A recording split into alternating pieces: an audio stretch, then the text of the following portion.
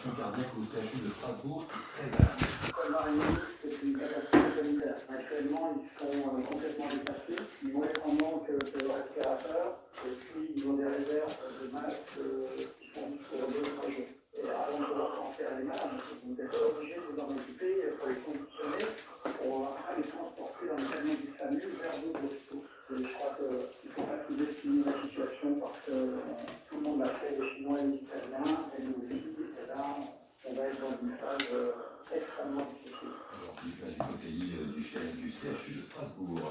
Dans ce contexte, le premier tour des municipales s'est déroulé hier dans un climat tout à fait particulier. Acheter Kadhafi. Éviter de faire le déplacement, un record. Victoire Fort, bonjour. Bonjour Augustin, bonjour à tous. Une question ce matin, le second tour sera-t-il maintenu?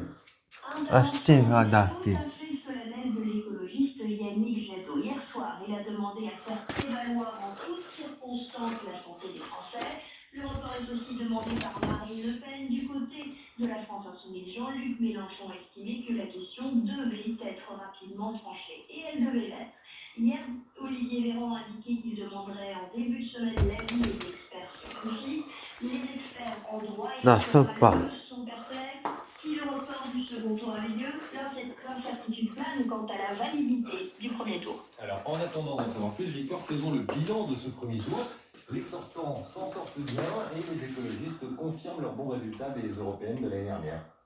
À Paris, à Lille, à Toulouse, à Nantes et dans la majorité des villes bretonnes, les sortants sont en tête au premier tour. Les yeux étaient rivés cette année sur le Havre. Le Premier ministre Philippe ne s'est pas qualifié dès le premier tour, comme c'était le cas en 2014, mais il est en ballottage favorable face à la gauche. Vous le disiez, Augustin, ce scrutin confirme l'écologie dans des villes de taille très importante. À Lyon, à Strasbourg et à Besançon, les Verts sont arrivés en tête.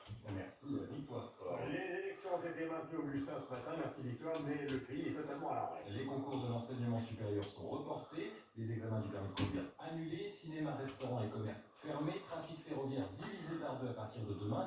Seuls les procès essentiels vont se tenir et à partir de ce matin, les établissements scolaires n'accueillent plus d'élèves. 15 millions de jeunes Français vont rester chez eux. En théorie, ils auront cours à distance, mais Florian, instituteur en CE2, ne croit pas vraiment à la réussite du dispositif. Il y a des ressources qui sont disponibles, mais voilà, à titre personnel, je pense que cela risque d'être assez compliqué dans une école où voilà, l'accès à Internet n'est pas forcément évident dans chaque famille. Bien que nous essayons de transmettre des travaux, des leçons aux élèves, ce dispositif risque de trouver certaines limites et malheureusement de ne pas réussir à contrecarrer un peu les inégalités qui persistent encore aujourd'hui dans l'école et ils vont peut-être faire que les renforcer.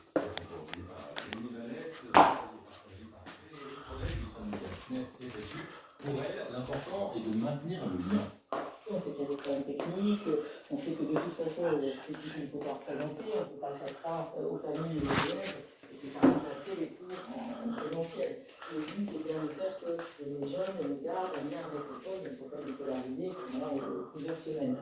Donc là-dessus, chacun va faire tout ce qu'il peut pour trouver un certain nombre de devoirs, pour que les élèves continuent à travailler. Les parents peuvent l'accompagner, en disant que c'est important pour lui de continuer cela. Mais évidemment, ça ne sera pas possible forcément dans toutes les familles. Et on sait que tout ce qui est enseignement à distance, c'est forcément des inégalités. Frédéric Poinet, secrétaire national du SNES-FSU, elle répondait à Rémi Pfister. Les écoles, Augustin, qui commencent aussi à fermer aux États-Unis. New York et Los Angeles ferment établissements scolaires, restaurants et boîtes de nuit. Les États-Unis, où la Fed a annoncé cette nuit une baisse de ses taux à 0, mesure forte pour tenter de rassurer les marchés. Elle a aussi pris des mesures avec 5 autres banques centrales, y compris la BCE. Sur le volet sanitaire, l'Union européenne a annoncé hier qu'elle limitait les exportations de masques et autres équipements médicaux. Hugues Baudouin, bonjour. Bonjour Augustin. Vous êtes le correspondant de Radio Classique à Bruxelles. Est-ce que c'est le début d'une réponse européenne à cette crise ? Oui, c'est un début. La Commission tente de faire oublier qu'elle a réagi très tardivement, laissant les États adopter leurs propres mesures sans concertation. Ce week-end, le commissaire européen Thierry Breton est également parvenu à faire renoncer l'Allemagne et la France à leurs restrictions ou